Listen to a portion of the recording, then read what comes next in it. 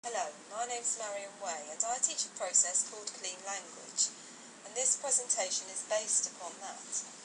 It's called From Procrastination to Motivation in Less than 7 minutes. And I'm going to do this presentation using a technique called pachachka.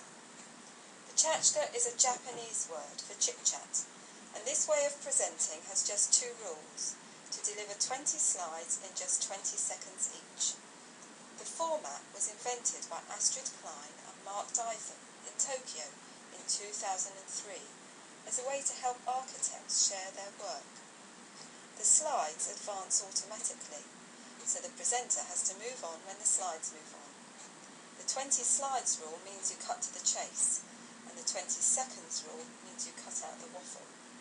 Presentations are more dynamic and have been described as the antidote to bad PowerPoint. It also means that the whole presentation lasts less than 7 minutes, and it forces you to practice, because having only 20 seconds per slide is a very short amount of time in which to speak, and as the seconds tick down, one has to try to coordinate the end of what you're going to say with the end of the slide. Clean Language has something in common with pachachka. It's also based on 2 simple rules. Only use the other person's words together with clean questions. It was invented by David Grove as a way to help people to explore their own thinking. Sticking to these rules cuts out the facilitator's assumptions and ideas, so the other person can focus on themselves. They start to see their own thinking patterns, and so gain self-awareness and the ability to make different choices. Now, there are several clean language questions which are themselves as free from presuppositions as it's possible for a question to be. Here are some of them. What kind of is that? Is there anything else about? Where is? Then what happens? What happens just before? What needs to happen? So following our rules, if someone says, I want to grow my business, the facilitator or the other person might say, what kind of grow is that grow? Clean language can be used in all different kinds of contexts and for thinking about all different kinds of issues. It can make meetings shorter, it can help people to feel understood. And what we're going to do today is a process that will help with motivation and empowerment. What I'm going to show you is a subset of clean language questions that can help you to motivate yourselves or others. Have a piece of paper ready and start with something you've been procrastinating about, something on your to-do list. Think about your list and think about something that you've been putting off for a while, that you would like to feel motivated to do. What is something you've been putting off? Write it down.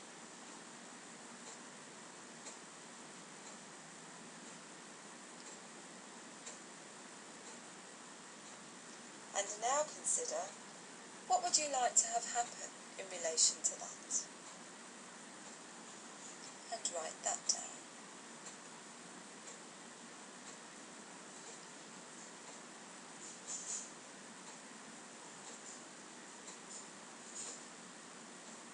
Now, if I were facilitating you in person, I would listen to your answer and insert that in the next question. As it is, I'm going to use the word that to denote whatever it is you've written. And what needs to happen for that to happen? And write that down. And what needs to happen for that to happen? And write that down.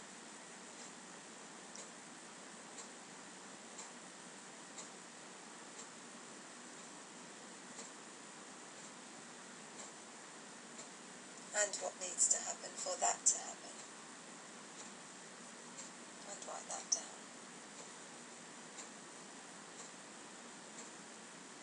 Now, it's possible that nothing else needs to happen, and of course it's possible that many things need to happen. So if you need to, you can always continue with this after I've finished. For now, I'm just going to ask one more time, and is there anything else that needs to happen for any of those things to happen?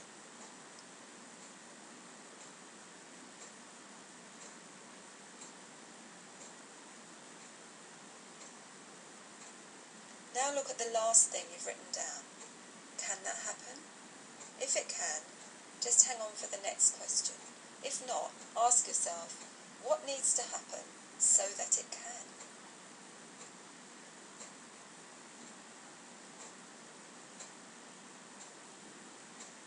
And if and when it can happen, will that happen? Again, if it will, wait for the next question. If not, what needs to happen so that it will?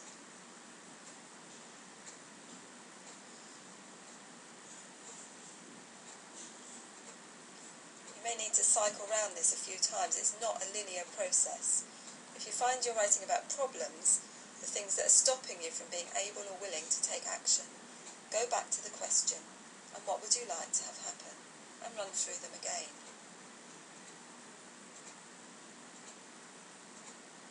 And when every base is covered, and you can and you will do what needs to happen, there's one further question. And then what happens? This allows you to check again that you really want this outcome.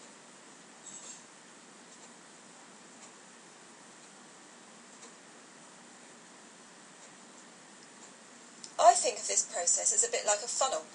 You start with something you're procrastinating about or something that's problematic. You ask these questions and it narrows down the options and only allows through the actions that will work. So you finish with motivation, empowerment, a can-do attitude, productivity, results. And that's procrastination to motivation in under 7 minutes.